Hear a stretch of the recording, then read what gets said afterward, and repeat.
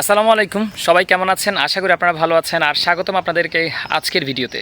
প্রিয় বন্ধুরা, প্রিয় খামারি ভাই বন্ধুরা বা প্রিয় দর্শক শ্রোতারা, তো আপনারা জানেন যে আমি খামার নিয়ে কাজ করি বা অ্যাগ্রো সেক্টর নিয়ে কাজ করছি। এরই ধারাবাহিকতা আজকে একটা মূল্যবান ভিডিও, সেটা হচ্ছে আপনার খামারের যে মুরগির বাচ্চার ব্রুডিং করবেন, সেই ব্রুডিংয়ের পেপার ম্যানেজমেন্টটা কেমন হওয়া দরকার বা কেমন হওয়া উচিত। আপনি কতদিন পেপারটা রাখবেন, কত ঘন্টা পেপারটা রাখা দরকার, পেপার রাখলে বা ক্ষতি কী, না রাখলে বা ক্ষতি কী, রাখলে কী ফায়দা, না রাখলে কী ফায়দা, এই বিষয় নিয়ে আজকে একটু কথা বলবো এই ছোট্ট ভিডিওতে। আমি আশা করছি আপনাদেরকে ভিডিও শেষ পর্যন্ত সাথে পাবো। আর এই ভিডিও দেখতে দেখতে যদি আপনাদের কোনো মনে মতামত প্রশ্ন জেগে থাকে, তাহলে এখনই কমেন্ট বক্সে কমেন্ট করে জানিয়ে দিন। আর সম্ভব হলে ভিডিওটা লাইক করে দেবেন। আর একটা ছোট্ট অনুরোধ আপনাদের কাছে, প্রিয় খামারি ভাইরা বা প্রিয় দর্শক শ্রোতারা, আপনারা ফেসবুকে সুলতান এগ্রো পার্ক নামে একটি পেজ দেখতে পাবেন এবং এই ভিডিও ডিসক্রিপশন বক্সে আমি সেটার লিঙ্ক দিয়ে দিব। অনুরোধ করছি লিঙ্কে গিয়ে আপনারা পেজটি ফলো দিয়ে রাখবেন।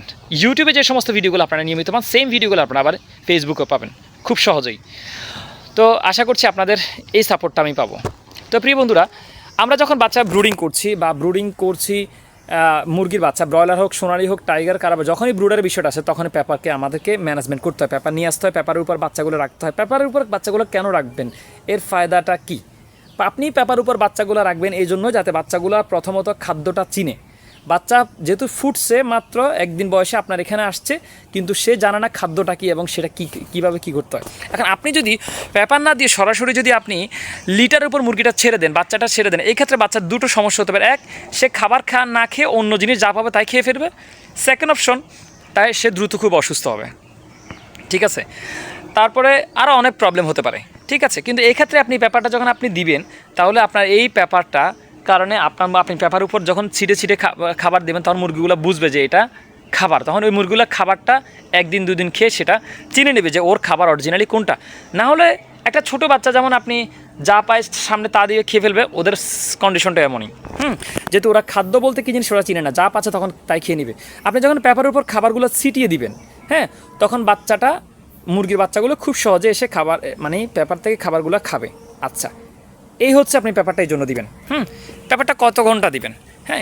আদর্শ হচ্ছে পেপারটা আপনি যদি 48 ঘন্টা দিতে পারেন, 8-10, কিন্তু 48 ঘন্টা ম্যাক্সিমাম দেন, তবে অনেকে 36 ঘন্টা দিয়ে থাকে।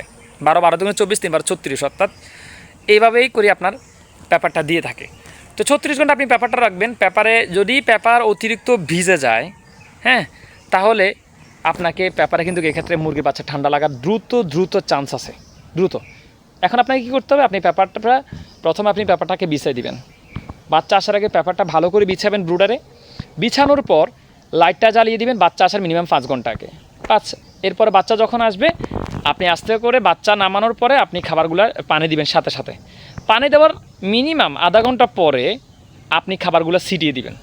ঠিক আছে, এখন এই ক্ষেত্রে প্রথম যখন পেপারটা দিবেন, পেপারটা একটু সময় নেবে, মিনিমাম 6-7 ঘন্টা এটার নষ্ট হবে না, ক্লিয়ার থাকবে। এর যত দিন যাবে তত পেপারটা দ্রুত নষ্ট হবে, যেহেতু আস্তে আস্তে ওদের ময়লা বাড়বে, তারপরে ওরা মলমূত্র ত্যাগ করবে। তখন ওই ক্ষেত্রে যেহেতু পেপার জাতীয় জিনিস এক ফোঁটা পড়লে পুরো অনেক জায়গা ছড়াই যায়। এটা আশা করি বিষয়টা বুঝতে পেরেছেন।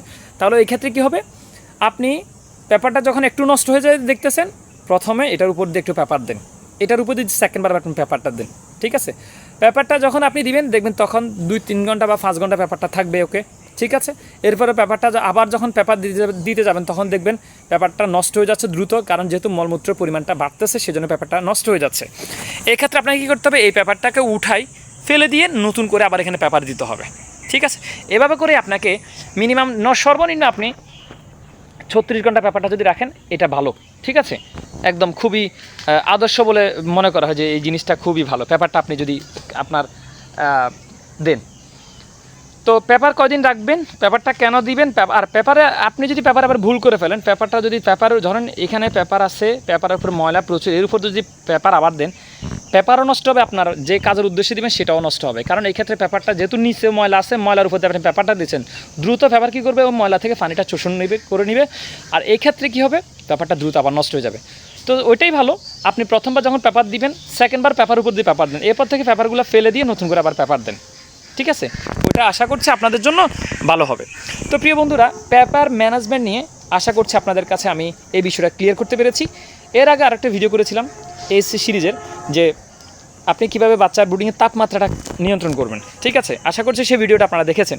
না দেখলে আমার ফেসবুক পেজেও আছে অথবা ইউটিউব চ্যানেলে আপনারা পেয়ে যাবেন যে কীভাবে আপনি ব্রুডিংয়ের তাপমাত্রাটা কন্ট্রোল করবেন বা নিয়ন্ত্রণ করবেন, বা কত ওয়াট আপনি রাখতে চাচ্ছেন, শীতকালে কত, গরমকালে কত, এই বিষয়গুলো কিন্তু বিস্তারিত আলোচনা করা হয়েছে।